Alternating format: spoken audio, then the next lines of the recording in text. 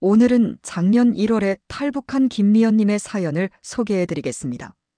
김미연님은 한때 조선중앙텔레비전에서 인기 아나운서로 화려한 삶을 살았으나 아버지의 죽음과 김정은의 부름으로 인해 접대 강요까지 받으며 험난한 삶을 겪었습니다.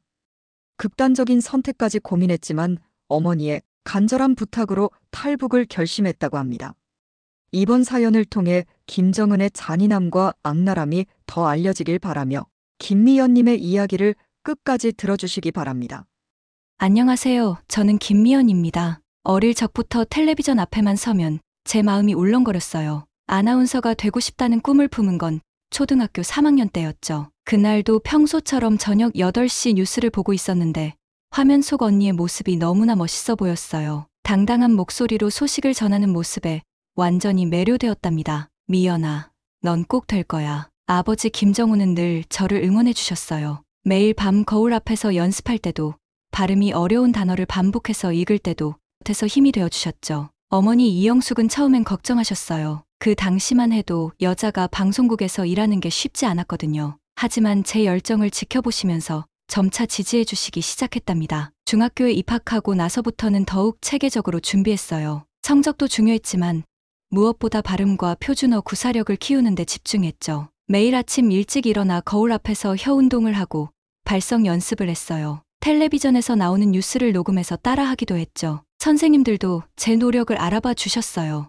특히 국어 선생님이셨던 박수진 선생님은 밤과 후에 따로 시간을 내서 발음 교정을 도와주셨답니다. 고등학교에 진학하면서 제 꿈은 더욱 구체화되었어요. 조선중앙텔레비전의 아나운서가 되겠다는 목표를 세웠죠. 당시 최고의 인기를 누리던 홍은주 언니가 제 롤모델이었어요. 그분의 뉴스 진행을 보면서 수없이 많은 걸 배웠답니다. 목소리의 높낮이, 문장의 끊어읽기, 표정 관리까지 하나하나 놓치지 않으려 했죠. 드디어 꿈에 그리던 합격 소식을 받았을 때 저희 가족 모두 기쁨의 눈물을 흘렸어요. 특히 아버지는 우리 미연이가 해냈다라며 동네방네 자랑하고 다니셨죠. 그때만 해도 저는 몰랐어요. 이 기쁨이 얼마나 짧을지. 입사 초기에는 모든 게 신기하고 설렜어요. 카메라 테스트를 하고 메이크업을 받고 대본을 연습하는 모든 순간이 꿈만 같았죠. 선배들도 친절하게 가르쳐 주셨어요. 처음 진행한 프로그램은 오후 2시 단신 뉴스였어요. 긴장돼서 실수할까봐 얼마나 떨었는지 모르겠어요. 하지만 막상 카메라 앞에 서자 이상하게 마음이 차분해졌답니다. 점차 더 중요한 프로그램을 맡게 되었어요. 시청자들의 반응도 좋았죠. 인민의 친근한 얼굴이라는 별명도 생겼고요.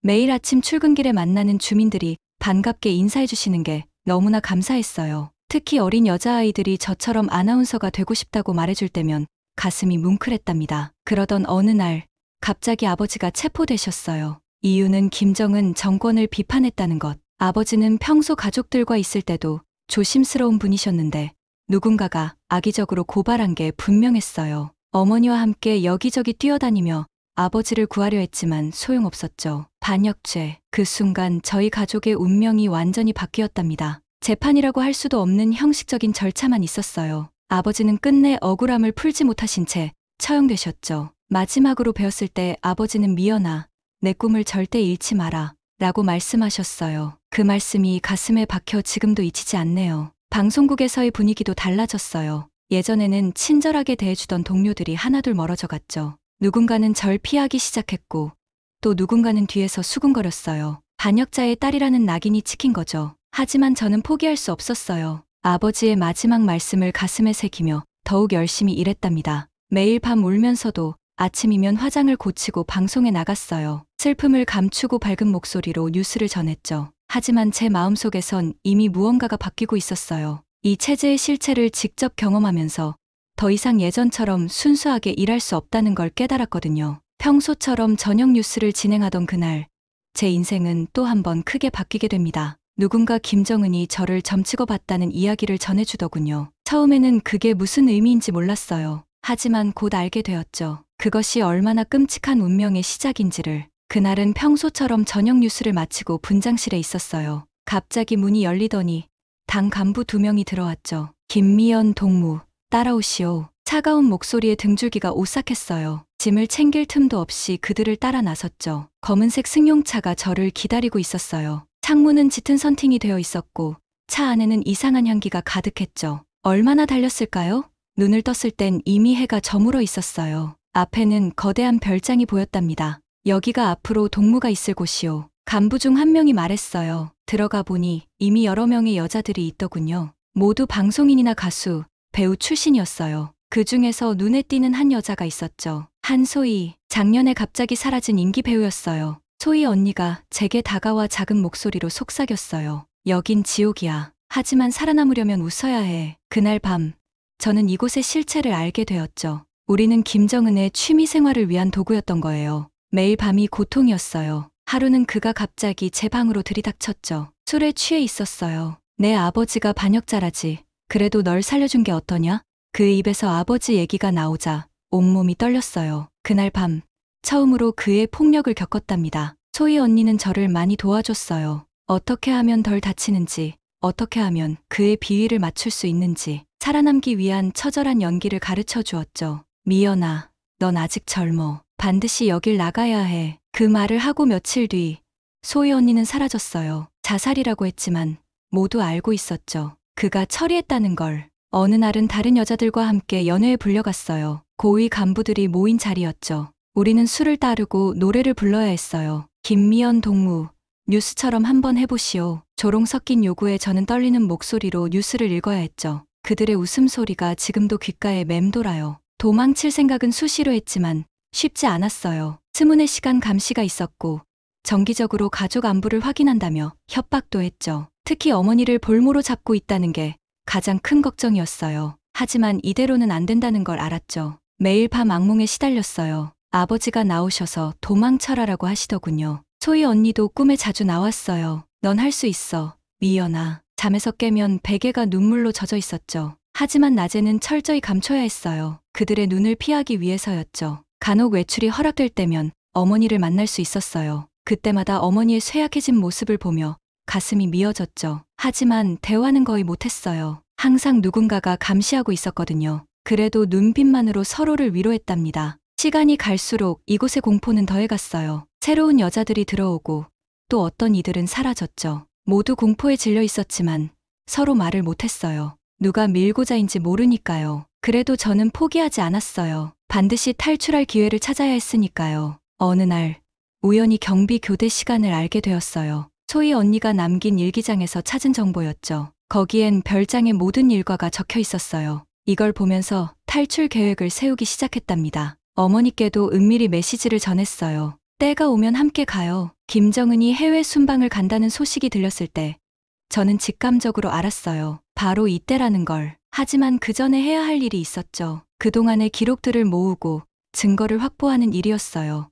언젠가는 이 지옥 같은 곳의 실체를 세상에 알려야 한다고 생각했거든요. 탈출 계획을 세우는 건 쉽지 않았어요. 매일 밤 잠들기 전 소희 언니의 일기장을 몰래 보며 정보를 외웠죠. 경비 교대는 새벽 4시, 저녁 8시, 감시 카메라가 작동하지 않는 사각지대도 있었어요. 정원 북쪽 담장 근처였죠. 어머니께 메시지를 전하는 건 더 어려웠어요. 외출할 때마다 감시가 따라붙었지만 화장실에서 쪽지를 전하는 방법을 찾았죠. 엄마, 우리 곧 자유로워질 거예요. 준비하세요. 김정은이 러시아 순방을 간다는 소식이 들렸어요. 2주간의 빈틈. 이때가 기회라고 생각했죠. 어머니께도 다음 만남 때 은밀히 날짜를 전했어요. 보름달이 뜨는 날, 두만강에서 만나요. 준비는 철저히 했어요. 그동안 조금씩 모아둔 돈, 비밀별장의 사진과 증거들, 간단한 옷까지. 가방은 정원 구석에 미리 숨겨뒀죠. 가장 중요한 건 연기였어요. 평소보다 더 밝게 웃고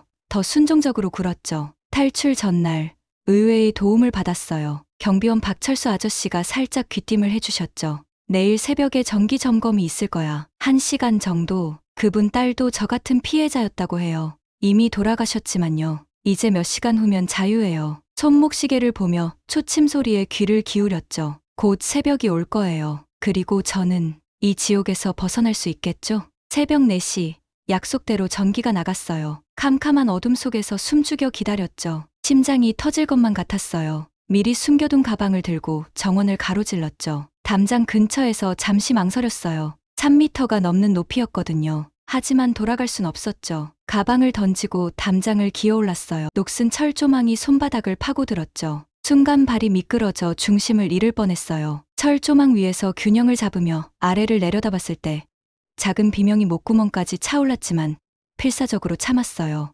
뛰었어요. 앞만 보고 달렸죠. 발밑에 돌부리에 걸려 넘어져도 다시 일어났어요. 숲속 가지들이 얼굴을 핥히었지만 멈출 수 없었죠. 달빛이 나무십 사이로 비치는 게 오히려 불안했어요. 누군가 저를 발견할까봐. 약속 장소에 도착했을 때 어머니는 이미 거기 계셨어요. 미연아. 어머니의 목소리에 참았던 눈물이 터져 나왔죠. 하지만 곧 정신을 차려야 했어요. 우리에겐 시간이 없었으니까요. 찬길을 따라 국경으로 향했어요. 어머니는 자주 숨을 고르셨지만 쉴 수는 없었죠. 새벽 찬 공기가 폐를 에었어요. 발목을 삐끗했을 때는 정말 눈앞이 캄캄했어요. 하지만 그때 들린 게 짖는 소리에 공포가 온몸을 덮쳤죠. 순찰대가 우리를 쫓고 있었어요. 두만강이 보였을 때는 이미 동이 트기 시작했어요. 강물은 생각보다 거셌고 수온은 상상 이상으로 차가웠죠. 엄마, 제 손 꽉 잡으세요. 절대 놓치지 마세요. 서로의 손을 잡고 물속으로 뛰어들었어요. 첫 발을 디뎠을 때의 충격이 아직도 생생해요. 온몸이 얼어붙는 것 같았죠. 숨을 쉴 수가 없었어요. 강물은 우리를 집어삼킬 듯이 몰아쳤고 물살은 예상보다 훨씬 거셌어요. 그때 총소리가 들렸어요. 탁!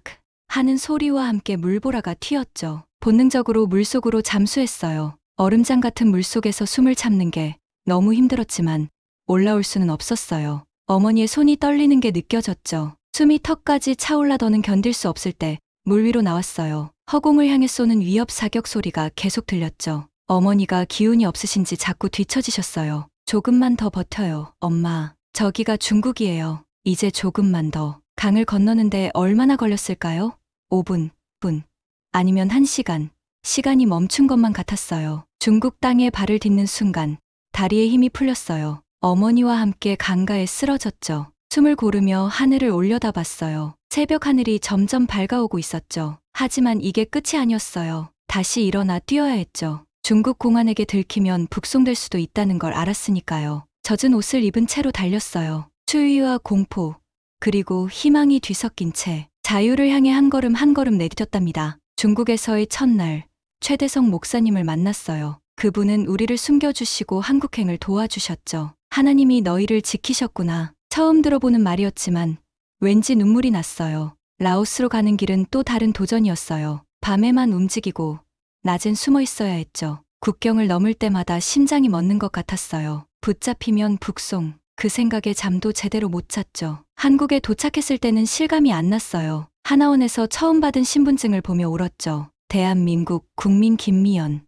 이제 정말 자유인이 된 거예요. 처음엔 모든 게 낯설었어요. 지하철, 스마트폰, 넘치는 음식들. 하지만 가장 어려웠던 건 사람들의 시선이었죠. 너 북한 사람이야? 이 말을 들을 때마다 숨고 싶었어요. 어머니는 작은 식당에서 일하시게 됐어요. 저는 방송계에 다시 도전했죠. 처음엔 많이 거절당했지만 포기하지 않았어요. 북한 아나운서 출신이라는 이력이 오히려 기회가 되더군요. 이제는 탈북민 인권단체에서 일하고 있어요. 처음엔 작은 업무부터 시작했지만 지금은 대표적인 인권운동가가 됐죠. 제 이야기로 시작해서 아직도 북한에서 고통받는 사람들의 이야기를 전하고 있어요. 특히 비밀별장의 끔찍한 실상을 폭로했을 때는 많은 언론의 주목을 받았죠. 처음엔 두려웠어요. 보복이 걱정됐거든요. 하지만 침묵하면 안 된다고 생각했어요. 소희 언니와 그곳에서 희생된 모든 여성들을 위해서라도요. UN 인권위원회에서 연설할 기회도 있었어요. 떨리는 목소리로 시작했지만 전 세계에 북한의 실상을 알렸죠.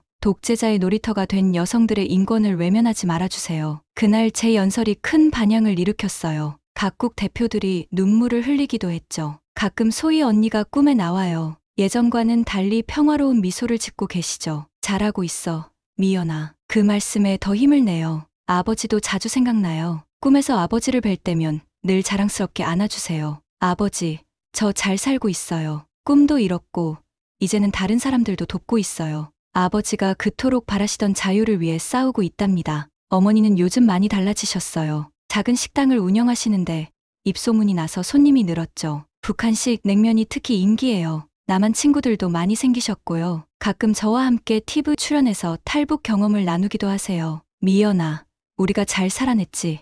어머님의 이 말씀이 제일 행복해요. 결혼도 했어요. 남편은 제가 처음 인터뷰했던 방송국 PD예요. 처음엔 제 이야기를 다큐멘터리로 만들고 싶다며 접근했는데 어느새 서로의 마음을 이해하게 됐죠. 그는 제 활동을 전적으로 지지해줘요. 당신이 하는 일이 역사를 바꿀 거야. 이런 말을 해줄 때면 더 힘이 나요. 요즘은 탈북 청소년들을 위한 교육 프로그램도 운영하고 있어요. 그들이 새로운 환경에 적응하는 걸 돕는 거죠. 특히 어린 여자아이들을 만나면 더 마음이 쓰여요. 그들만큼은 제가 겪은 고통을 겪지 않았으면 하거든요. 가끔 사람들이 물어봐요. 두렵지 않나요? 북한에서 보복하지 않을까요? 물론 두렵죠. 하지만 이미 최악을 겪어봤잖아요. 이제는 두려움보다 할 일이 더 크게 느껴져요. 자유를 찾아온 그 길이 제 인생을 완전히 바꿨어요. 이제는 더 많은 사람들의 자유를 위해 싸우고 있죠. 특히 김정은의 특별 관리를 받는 여성들의 인권 보호를 위해 노력하고 있어요. 국제사회에 이 문제를 계속해서 제기하고